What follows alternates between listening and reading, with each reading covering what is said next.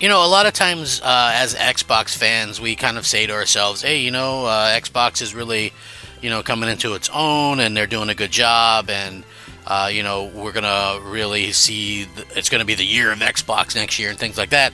And, that is, kind of a fair assessment. A lot of us do say that. And a lot of us are kind of in that mindset where it comes to, we realistically have that unwavering faith in the brand, despite the fact that, you know, realistically, they don't honestly come through a lot of the time. So, I honestly feel like it's going to be a situation where this could go any way, basically any kind of any way at any time. But I hold out really, really high hopes that this is going to be something really, really incredible.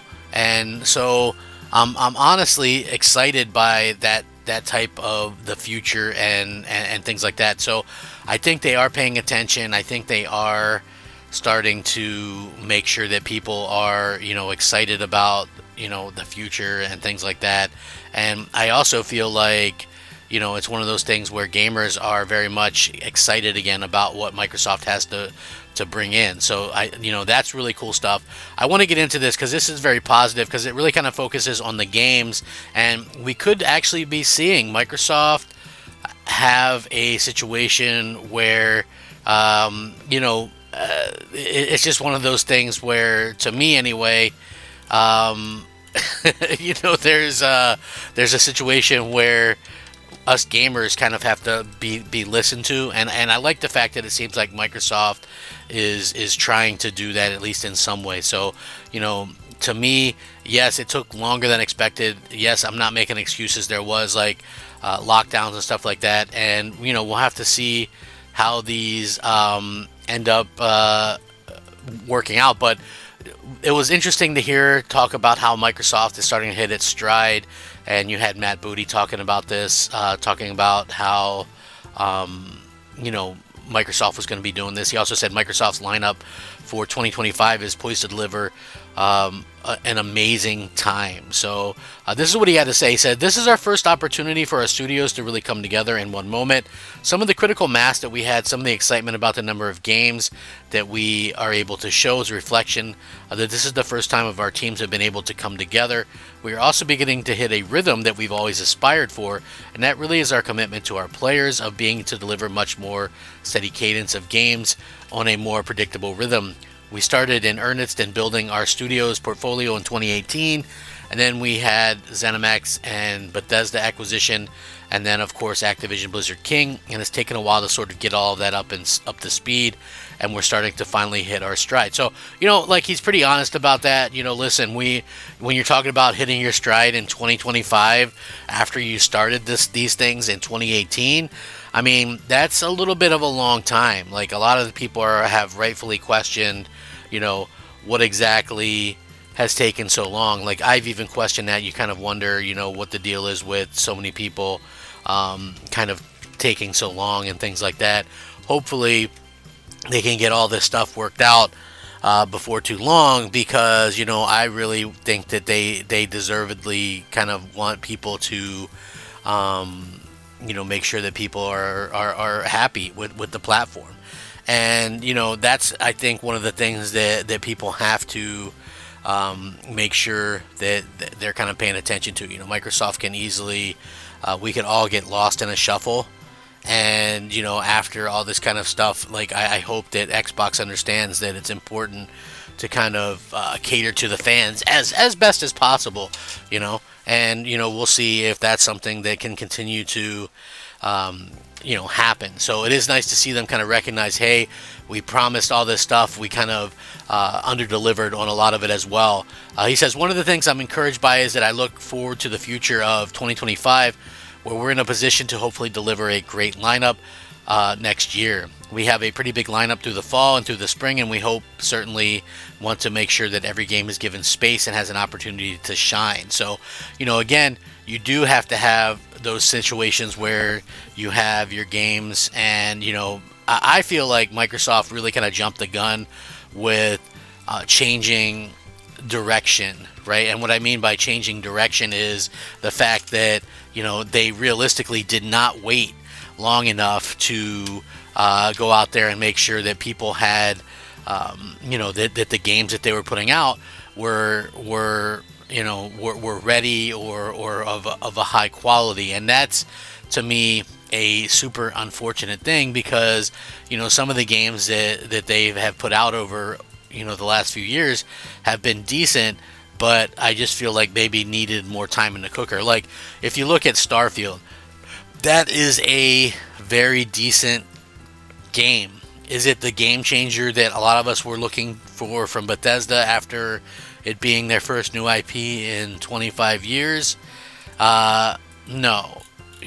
Because it needed more time to cook, in my opinion. Was it a good game? Yes, it's a very good game. But, there's little things in there that could have made it that extra special game. And, was it ever going to fully live up to the hype? No, I think not, because it was exclusive. And, it's one of those things where, we kind of look at these things, and I look at the way that Microsoft has handled, some of the criticisms and things like that. And they haven't really done a good job with that the way that you might expect. But I feel like Starfield, where it's at now, I haven't really had a chance to dive into the DLC or whatever, but that DLC should have came out earlier, in my opinion. Most people have kind of moved on from Starfield at this point. Not to say that it's bad or anything, but I just feel like, we're in a situation where, most people just happen to do that with video games. You move on to the next thing if you're done with it. Like, that's why I haven't gone back yet, because I'm already on to like other things, and so I don't really have that desire to go out there and just continually play. Go back and play Starfield and kind of relearn what they're trying to do. Like, that to me probably wouldn't be an easy task, so to speak. But so next year it looks like it could be the first year where they have the big, huge splash game, every single quarter or whatever. That's what's been promised to us for a good amount of time right now. And so it is nice that they kind of recognize that. He says they really want to make sure that when they declare a date, that they're committed to the date. Certainly within a year, within 6 months, we want to get much better, that we're actually living up to that and we're accountable to that. Games, like a lot of entertainment, the further out you get, the harder it is to predict the actual date. We just want to have the integrity, and that if something is further out than a year, we're not trying to create a false perception, which I think is really important to do as well. Conversely, the closer we get, we want to be able to be accountable to our fans and be accountable to the industry when we're going to be able to ship. So nice little tidbit there about it as well. Because as we know, Avowed got pushed back into next year. It looks like Fable is next year. There's a handful of games that are going to be coming out next year.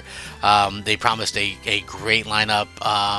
There's a generic kind of 2025 for stuff like Fable, South of Midnight, Doom, The Dark Ages, and Doom Eternal launched in the first half of the year, so it probably would be a good bet to launch later. Of course, Gears E-Day may launch before Fable, according to rumors, and then there's In Exile's steampunk RPG Clockwork Revolution, which we've seen some things from and looks very promising. So, again, we are starting to see some things that are coming together in a positive light for everyone, and hopefully we continue to see great strides from gamers, and they continue to kind of get into Xbox and things like that, because I feel like there is some cool stuff to be had there.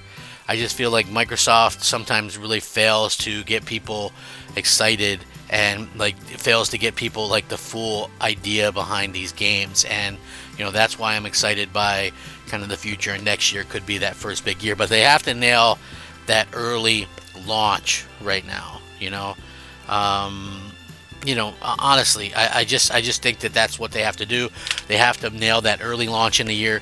This year we had to wait till May to get and it was just Hellblade 2, and I'm not trying to knock Hellblade 2. It was an okay game, but it's not that great, amazing experience that a lot of us probably thought it would be. It's not that big leap from the indie game made by 15 people to a game made by you know, 70 or whatever it is with a much bigger budget and, you know, way more time. So, you know, I think that's on Microsoft as well. But I would love to hear what you guys think. Sound off, rate, comment, subscribe. Thank you so much for watching. Rack 'em up, fact 'em up, crap gamer 'em up. We'll catch you next time, and make sure you guys subscribe, like the videos. I'm doing daily gaming content here, folks. Crap gamer out.